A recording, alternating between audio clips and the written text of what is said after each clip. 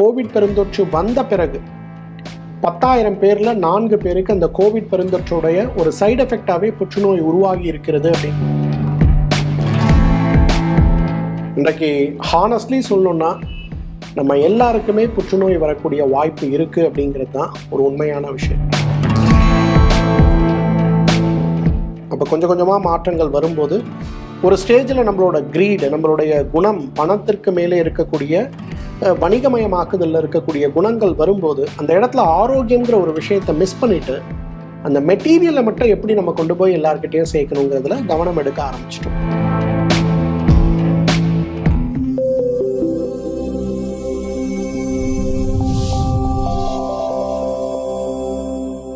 Doctor, இன்னைக்கு cancer பத்தி நம்ம பேசணும் அப்படின்னா ரொம்ப சாதாரணமா எல்லா இடத்துலயும் பேசக்கூடிய ஒரு நோயா கேன்சர் ஆயிடுச்சு. ஸோ இதுக்கான காரணம் என்ன டாக்டர்? இது ஆயுர்வேத முறையில என்ன சொல்லியிருக்காங்க இதை பத்தி? புற்றுநோய் அப்படிங்கிறது இன்னைக்கு நீங்க சொல்ற மாதிரி சமூகத்தில் பார்க்கக்கூடிய நிறைய பேரை பாதிக்கக்கூடிய உயிரிழப்பை ஏற்படுத்தக்கூடிய ஒரு நோயாக இருக்கிறத பார்க்கணும். இப்போ ஒரு கோவிட் வந்தது, 2 வருஷத்துல எவ்வளோ பேர் உயிரிழப்பு ஏற்பட்டது அப்படிங்கிற ஒரு கணக்கீடுகளை நம்ம பார்க்கும்போது ஒவ்வொரு வருஷமும் புற்றுநோயால் இறக்கக்கூடியவர்களுடைய கணக்கீடுகள் கிட்டத்தட்ட சமமாக இருக்கிறத நம்ம பார்க்கணும். ஸோ இன்றைக்கு புற்றுநோய் நம்முடைய சமூகத்தில் சமீபத்தில் ஏற்பட்ட ஒரு நோயை மாதிரி நம்ம பார்க்குறோம். மிகப்பெரிய தவறு.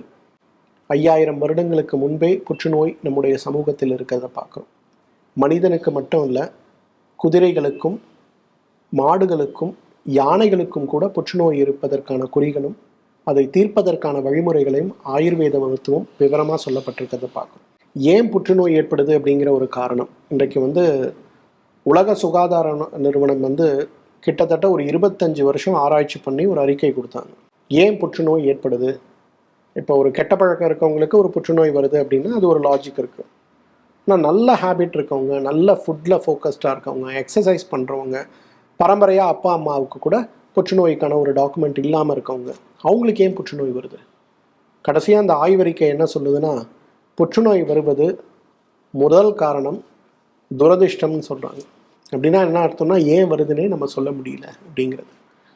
அதுக்கு அடுத்த காரணமாக அவங்க சொல்கிறது என்னென்னா, இந்த உணவுகளில் அதீதமான அசைவ உணவுகளுடைய சேர்க்கை, குறிப்பாக நம்ம அந்த எரித்த உணவுகள், எண்ணெயில் பொரித்த உணவுகள் சாப்பிடுவது புற்றுநோயை உருவாக்கக்கூடிய முதல் காரணியாக இருக்கிறது அப்படின்னு சொல்கிறாங்க. ஃபார் எக்ஸாம்பிள் நம்ம தந்தூரின்னு சொல்கிறோம் இல்லையா, அந்த தந்தூரியில் நம்ம என்ன பண்ணுவோம்னா நெருப்பில் நேரடியாகவே அதை போட்டு எரித்து சாப்பிடுவோம்.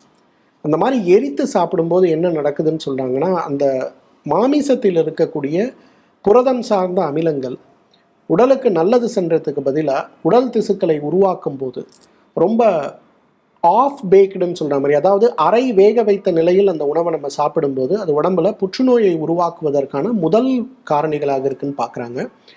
அதுக்கு அவங்க உதாரணமாக சொல்கிறது என்னன்னு பார்த்தீங்கன்னா, இன்றைக்கு எந்தெந்த பகுதிகளில் உலகத்தில் இருக்கக்கூடிய எந்தெந்த நாடுகளில் இந்த தந்தூரின்னு சொல்லக்கூடிய அல்லது கிரில்டுன்னு சொல்லக்கூடிய, அதாவது நேரடியாக நெருப்பில் சுட்டு சாப்பிடக்கூடிய பழக்கம் இருக்கக்கூடிய பூமிகளில், இன்றைக்கு அமெரிக்காவை நம்ம எடுத்தோம்னா அவங்கெல்லாம் பார்த்தீங்கன்னா ஒரு பார்பிக்யூ வீட்டுக்கு பின்னாடியே வச்சுருப்பாங்க. வாரத்துக்கு ஒரு முறை, மாதத்துக்கு ஒரு முறை அந்த பார்பிக்யூவில் மாமிசத்தை போட்டு எரித்து அந்த உணவை சாப்பிடுவாங்க. மாடு உணவுகள், இந்த மாதிரி நிறைய உணவுகளை சாப்பிடுவாங்க.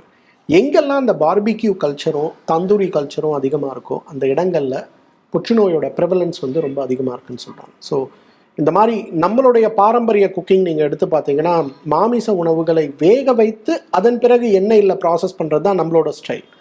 ஆனால் அது இல்லாமல் இருக்கக்கூடிய இடங்களில் எல்லா இடத்துலையுமே நிச்சயமாக அந்த பாதிப்பு இருக்கிறத பார்க்குறோம். ரெண்டாவது, புகைப்பழக்கம், மது பழக்கம், நிறைய மருந்து மாத்திரைகளை சாப்பிடும்போது அந்த மருந்து மாத்திரைகளுடைய பக்க விளைவாக கூட புற்றுநோய் ஏற்படுறதை நம்ம பார்க்கணும். இப்போ இந்த கோவிட் பெருந்தொற்று வந்தது. கோவிட் பெருந்தொற்று வந்த பிறகு 10,000 பேர்ல 4 பேருக்கு அந்த கோவிட் பெருந்தொற்றுடைய ஒரு சைடு எஃபெக்டாவே புற்றுநோய் உருவாகி இருக்கிறது அப்படிங்கிற ஆரம்ப கட்ட ஆராய்ச்சிகள் சொல்றோம். நிறைய காரணங்கள். இன்றைக்கு ஹானஸ்ட்லி சொல்லணும்னா நம்ம எல்லாருக்குமே புற்றுநோய் வரக்கூடிய வாய்ப்பு இருக்கு அப்படிங்கிறது தான் ஒரு உண்மையான விஷயம். இன்றைக்கு பரம்பரையா வருதா, கெட்ட உணவுகள் மூலம் வருதா, கெட்ட வாழ்வியல் முறையில் மூலம் வருதா, இல்லை மாத்திரைகள் தப்பா சாப்பிட்றதுனால வருதா, எதனால வருதுங்கிற ஒரு லாஜிக் நம்ம இன்னும் டிரைவ் பண்ண முடியலைன்னா கூட, ஆனால் risk for cancer for all of us is on the ரைஸ்ன்னு சொல்லலாம். ஸோ அதனால் நம்ம எல்லாருமே பத்திரமாக முறையாக வாழ்வியல் முறையை மாற்ற வேண்டிய நிர்பந்தத்தில் நாம் இருக்கிறோங்கிற ஒரு புரிதல் நாம் வைத்துக்கொள்ள வேண்டிய புரிதல். இப்போ கேன்சர் பேஷண்ட்ஸ் இருக்காங்க அப்படின்னா அவங்கள பார்க்கும்போது நமக்கு வந்து நிறைய விஷயம் கற்றுப்போம். இந்த மாதிரியான லைஃப் ஸ்டைல் நம்ம மாற்றிக்கணும், ஃபுட் ஹேபிட்ஸ் மாற்றிக்கணும், நீங்கள் சொன்ன மாதிரி யோக பயிற்சிகள் பண்ணணும் அப்படின்னு.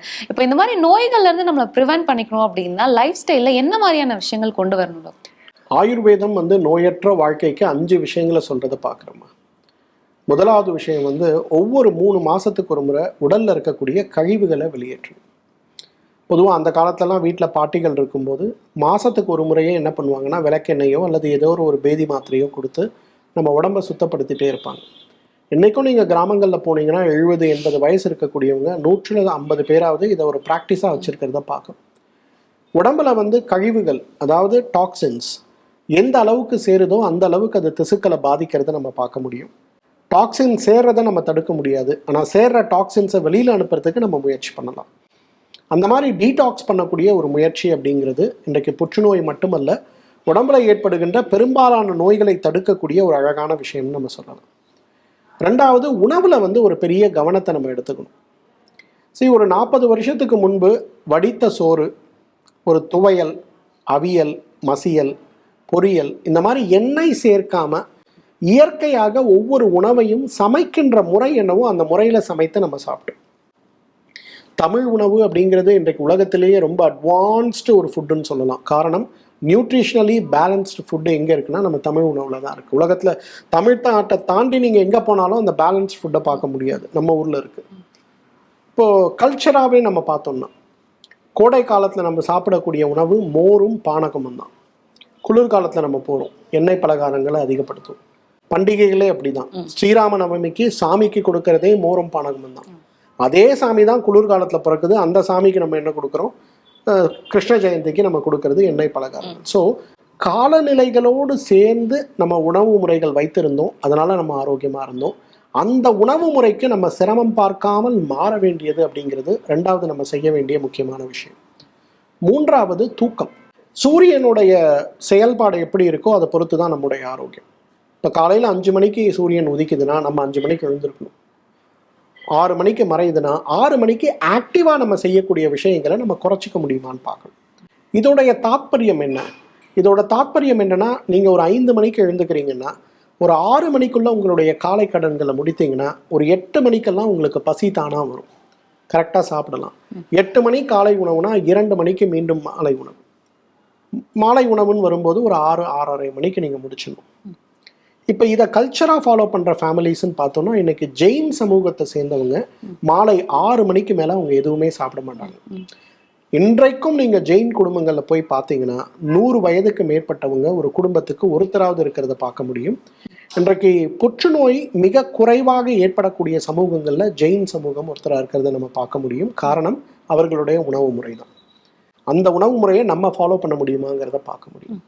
ஒரு காலத்தில் வசதி இல்லாத நேரங்கள்லேயே நம்ம உணவில் கவனம் எடுத்த ஒரு நிலை போய் இன்றைக்கு உணவுகள் நாம் செய்யக்கூடிய வசதி, காய்கறிகள் கிடைக்கக்கூடிய வசதியெலாம் அதிகமாக இருக்கும்போது ஏன் நம்ம அதை பின்பற்றக்கூடாது?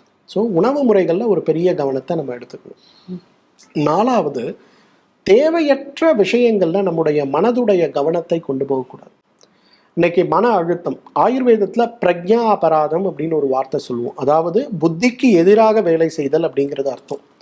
சக்கரை நோயாளி லட்டு சாப்பிட்டா புத்திக்கு எதிராக வேலை செய்யுது. லட்டு சாப்பிட்டா அப்போ வியாதி அதிகமாக தானே செய்யும். அந்த மாதிரி இன்றைக்கு பொறாமையும் போட்டிகளும் மனக்கசப்புகளும் கோபங்களும் இன்றைக்கு சமூகத்தில் அதிகமாயிட்டு இருக்கு. ஹானஸ்ட்லி சொல்லணும்னா கோவிடுக்கு பிறகு ஒரு வீட்டில் ஒரு மனநோயாளி இருக்காங்க அப்படின்னு தான் சொல்லணும். ஸோ மனம் சார்ந்த விஷயங்களில் நம்மளுடைய கவனத்தை நம்ம மாற்றி தியானத்திற்கு கொஞ்சம் கொண்டு போகணும். மன மகிழ்ச்சியற்ற வாழ்க்கை புற்றுநோய்க்கான அடிப்படை காரணம். 40 வருஷத்துக்கு முன்னாடி வீட்டில் யார் வீட்லேயும் 2 வீலர் கிடையாது, சைக்கிள் கூட இல்லாத வீடுகள் இருந்தது, ஆனால் வீட்டில் மகிழ்ச்சி இருந்தது. இன்னைக்கு ஒவ்வொரு வீடுகள்லையும் 2 கார் அல்ல 4 கார்கள் இருக்குது. போகிறதுக்கு உங்களுக்கு எல்லா விதமான ஃபெசிலிட்டி, பணம் எல்லாமே இருக்குது, ஆனால் மகிழ்ச்சி இருக்கான மகிழ்ச்சி இல்லை. நம்ம எல்லாருமே மகிழ்ச்சியான வாழ்க்கைக்கு நம்ம மாறணும். 5வது ரொம்ப முக்கியமான விஷயம் ஸ்பிரிச்சுவல் பர்சியூட்னு சொல்லுவோம். அதாவது வாழ்க்கைக்கான அர்த்தம் என்னங்கிற ஒரு புரிதலை நம்ம வச்சுக்கணும். இன்றைக்கி ஒரு குறிக்கோளற்ற வாழ்க்கையில் தான் நம்ம எல்லாருமே இருக்கோம். காலையில் எழுந்துக்கிறோம், சாப்பிட்றோம், வேலைக்கு போகிறோம், வரோம், குழந்தைகள், குட்டிகள், அப்படியே 40 வருஷம் கழித்து திரும்பி பார்த்தோம்னா ஏண்டா நம்ம இருக்கோன்னே தெரியாமல் இருக்கும். அந்த காலத்தில் எப்படி இருந்ததுன்னு பார்த்தீங்கன்னா, ஒரு 100-200 வருஷங்களுக்கு முன்னாடி தான் ஒரு அரசன் இருக்கார் அப்படின்னும் போது, அந்த அரசனுக்கு குழந்தைகள்லாம் இருக்காங்கன்னும் போது, எப்போ அந்த குழந்தைகள் நாட்டை நிர்வாகம் பண்ண முடியும்னு அந்த அரசன் நினைக்கிறாரோ, அந்த நிமிஷத்தில் அவரோட பதவியை துறந்து குழந்தைகளுக்கு அந்த பொறுப்பை கொடுத்துட்டு, அவரும் அவரை சார்ந்தவர்களும் காட்டுக்கு போயிடுவாங்க. அங்கே போயிட்டு ஒரு துறவியுடைய வாழ்க்கை போல, அவர்களுடைய மத கோட்பாடுகள் என்ன சொல்லுதோ அதுக்கு ஏற்றாற் போல ஒரு அமைதியான பற்றற்ற ஒரு வாழ்க்கைக்குள்ள போறாங்க. இன்னைக்கு வசதி வாய்ப்புகள் எல்லாமே இருந்தும் கூட அந்த ஒரு ஸ்பிரிச்சுவல் பர்சியூட் அப்படிங்கிறத நம்ம யாருமே வச்சுக்கல. இன்னைக்கு கிட்டத்தட்ட எல்லா மதத்தை சார்ந்தவர்களும் ஸ்பிரிச்சுவல் ஆர்டி அப்படிங்கிறத ஒரு மதம் சார்ந்த கோட்பாடாகவும், நம்ம கேட்டால் வரம் கொடுக்கறதுக்கு சாமி இருக்குங்கிற ஒரு கோட்பாடாக மட்டும்தான் வச்சிருக்கோமே தவிர, அதை மீறி நம்முடைய இம்மைக்கும் மறுமைக்கும் என்ன வேணுங்கிற ஒரு விஷயங்கள் இல்லாமல் இருக்கும். இந்த ஸ்பிரிச்சுவல் பர்சியூட் அப்படிங்கிறது புற்றுநோய் வராமல் தடுப்பதற்கு பெரிய அளவில் உதவி செய்கிறது அப்படிங்கிறது இன்னைக்கு சயின்டிஃபிக்காக ப்ரூவன் ட்ரூத். ஸோ இந்த 5 விஷயத்தை நம்ம பண்ண முடியும்னா we are hale and healthy. Doctor, இன்னைக்கு நம்ம ரொம்ப மாடர்ன் வேர்ல்ட்ல இருக்கோம். இன்னைக்கு நம்ம யூஸ் பண்ணக்கூடிய பாத்திரங்கள் எல்லாம் பார்த்தீங்கன்னா இண்டக்ஷன் ஆயிடுச்சு. ஸோ இதனால கேன்சர் வருதுன்னு சொல்றாங்களே, அது உண்மையா டாக்டர்? இன்னைக்கு இண்டஸ்ட்ரியலைசேஷன் சொல்லுவோமா, அதாவது வணிகமயமாக்கப்பட்ட விஷயங்கள் அப்படின்னு வரும்போது ஒரு மிகப்பெரிய அளவில் இன்றைக்கு உடலுக்கு தீங்கு விளைவிக்கக்கூடிய ஏதேனும் ஒரு பொருள் அதில் இருக்கிறத நம்ம நிச்சயமாக பார்க்க முடியுது. நம்மளுடைய தமிழ் வாழ்வியல் முறை அப்படிங்கிறத ஒரு 100 வருடத்திற்கு முன்னாடி நீங்கள் போனீங்கன்னா, நம்ம உபயோகப்படுத்தி கொண்டு வந்த எல்லா விஷயமும் எக்கோ ஃப்ரெண்ட்லி தான். ஃபார் எக்ஸாம்பிள், ஒரு கிராமத்துக்கு நீங்கள் போகிறீங்கன்னா, ஒரு வீடு இருக்குன்னா, வீட்டுக்கு பின்னாடி ஒரு சின்ன இடத்துல இருக்குன்னா அங்கே காய்கறிகளை அவங்க பயிரிட்டிருப்பாங்க. வீட்டில் ஒரு முருங்கை மரமோ ஒரு அகத்திக்கீரை மரமோ நிச்சயமாக இருக்கும், அல்லது வயல் வரப்புகளில் உங்களுக்கு இருக்கும். உங்களுக்கு கீரை உணவுகள், காய்கறிகள் எல்லாம் பெரும்பாலும் அங்கேயே கிடைக்கக்கூடிய விஷயமா இருக்கும்.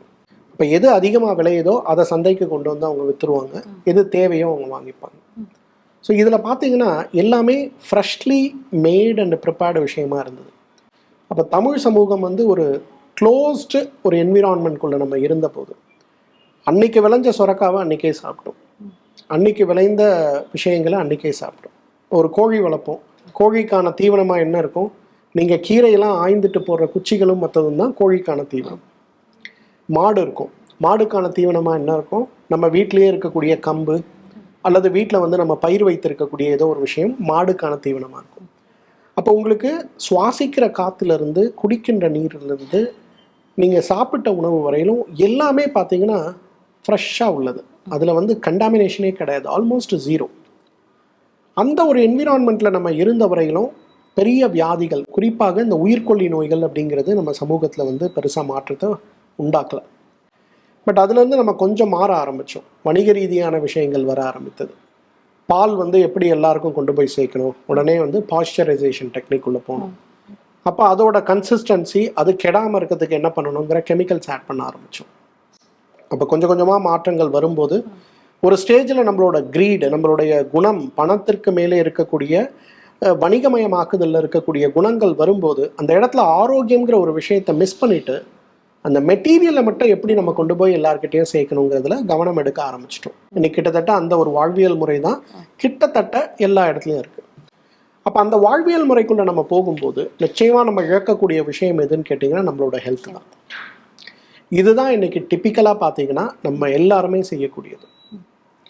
ஒரு 0 வாட்ஸ் பல்போ ஒரு 60 வாட்ஸ் பல்போ நம்ம வீட்டில் போடும்போது நமக்கு கண்களுடைய பாதிப்பு பெருசாக இல்லை. ஆனால் நம்ம என்ன பண்ணுறோம், அதை விட 100 மடங்கு பிரகாசமான விளக்குகள் வேணும்னு சொல்லி நம்ம போடும்போது நம்ம கண்களுடைய பாதிப்பு ஆரம்பிக்குது. தண்ணீர், வீட்டு தண்ணீரை கொதிக்க வைத்து பானையில் இட்டு அதை நம்ம குடிக்கும்போது நம்ம யாருக்கும் சைனஸ் பிரச்சனையோ ஆஸ்மா பிரச்சனையோ இல்லை. என்னைக்கு நம்ம ஃப்ரிட்ஜை வாங்கி அதுக்குள்ளே தண்ணியை போட்டு வைக்க ஆரம்பிச்சோமோ அன்னைக்கு நமக்கு பாதிப்புகள் வர ஆரம்பிக்குது. ஸோ இன்னைக்கு இந்த இண்டஸ்ட்ரியலைசேஷன் மூலமாக பொதுவான வணிகமயமாக்குதலில் நமக்கு கிடைக்கக்கூடிய ஒவ்வொரு பொருளுமே நம்முடைய ஆரோக்கியத்தை பாதிக்கக்கூடியது. அடுப்பில் சமைத்து கொண்டிருந்த வரை பருப்பு பாத்திரத்தில் போட்டு வேக வைத்து அதில் 10 சொட்டு விளக்கெண்ணெய் இட்டு சமைத்து கொண்டிருந்த வரை நம்ம யாருக்குமே வயிறு உப்புசம்ங்கிற வாயு தொந்தரவு வரல. அதே உணவு குக்கரில் நம்ம எப்போ சமைக்க ஆரம்பிச்சோமோ தொந்தரவுகள் வந்தது. சமைக்கின்ற முறை எதுவாக இருந்தாலும் இன்னைக்கு நம்மளுடைய பாரம்பரிய சமையல் முறைக்கு நம்ம மாறணும்னா, உதாரணத்துக்கு இன்னைக்கு முருங்கைக்கீரை சமைக்கிறோம். எத்தனை பேருக்கு இன்றைக்கி முருங்கைக்கீரை சமைக்க தெரியும்? குக்கரில் போட்டு வேக வச்சு அப்படியே எடுத்து ஃப்ரை பண்ணுறோம். ஆனால் அப்படி கிடையாது. முருங்கைக்கீரையை ஒரு துறந்த பாத்திரம் விட்டு அதில் தண்ணீர் போட்டு அதில் போட்டு முதல்ல வேக வைக்கணும். அதை வேக வைக்கும்போது அதில் ஒரு கட்டி வெல்லத்தை போட்டு வேக வைக்கணும். காரணம், முருங்கைக்கீரை பித்தவாயு, அதை சாப்பிட்டா நிறைய பேருக்கு பேதியாகும், வாந்தி எடுக்கும். நீங்கள் ஒரு கட்டி வெல்லத்தை போட்டிங்கன்னா அந்த பித்தத்தை அதை எடுத்துரும். வெந்த பிறகு அந்த தண்ணீரை கொட்டிட்டு அந்த முருங்கைக்கீரையை நம்ம சாப்பிட்றோம். இன்னைக்கு முட்டாள்தனமாக நிறைய பேர் முருங்கைக்கீரை சூப்பு வைக்கிறேன்னு வச்சு குடிச்சிட்டு இருக்காங்க. கடுமையான பித்தவாயு அது. அதே போல் சேனைக்கிழங்கு எப்படி நம்ம சமைப்போம்? அதை நல்லா அரிஞ்சிட்டு அதில் மஞ்சளும் புளி தண்ணீரும் போட்டு அதை நல்லா கலந்து அதை அப்படியே கொண்டு போய் சூரிய ஒளியில் 1 மணி நேரம் வச்சு அதன் பிறகு அதை எடுத்து சாப்பிடுவோம். அப்போ அதை சமைச்சு சாப்பிடும்போது நமக்கு அரிப்புகள் வந்தது கிடையாது. ஆனால் இன்னைக்கு 120 பேருக்கு ஐயோ கருணக்கிழங்கு சாப்பிட்டா என்னோட உடம்பு அரிக்கும்னு சொல்லுவாங்க. காரணம், இந்த சமையல் முறைகள்லாம் மாறணும் தான். சமையல் முறைகளை நம்ம பாரம்பரிய முறையில் வச்சுட்டு இப்போ இருக்கக்கூடிய மாடர்னைஸ்டு எக்யூப்மெண்ட்ஸ் நம்ம உபயோகப்படுத்தும் போது நமக்கு பெரிய மாற்றங்கள் ஆரோக்கியத்தில் வராது.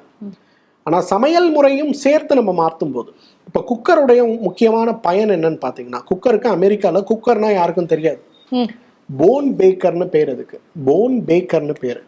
மாடு இறைச்சியை சமைக்கும் போது அவங்க ஃபோர்க் வச்சு தான் சாப்பிடுவாங்க. நம்மள மாதிரி கையில் சாப்பிட மாட்டாங்க. அப்போ ஃபோர்க்கில் சாப்பிடும்போது அதில் எலும்பு வரக்கூடாது. அப்போ என்ன பண்ணுவாங்கன்னா, மாடு இறைச்சியை அதுக்குள்ளே போட்டு நல்லா ஒரு 6 விசில் 7 விசில் கொடுக்கும்போது அது வெந்து அந்த இறைச்சி மட்டும் பிரிஞ்சு வந்துடும். அந்த எலும்பு அவங்க எடுத்துருவாங்க. இதற்கு உபயோகப்படுத்தப்பட்டு வந்த ஒரு சாதனம் தான் குக்கர். இன்னைக்கு நம்ம அதில் என்ன வேக வைக்கிறோம்? அரிசி சோறையும் பருப்பையும் காய்கறியும் வேக வைக்கிறோம். அப்போ அது எப்படி ஆரோக்கியமாக இருக்கும்? இந்த மாதிரி விஷயங்களை மாற்ற ஆரம்பித்தாலே நமக்கு பெரிய பிரச்சனைகள் எதுவும் இருக்காது. ஸோ நம்ம பழைய முறைப்படி இந்த மண் பாத்திரம் இல்லை வீட்டில் இருக்கக்கூடிய பொருட்களை யூஸ் பண்ணாலே பாதி வியாதிகள் குணமாயிடும்னு சொல்லலாம். நிச்சயமா நிச்சயமா.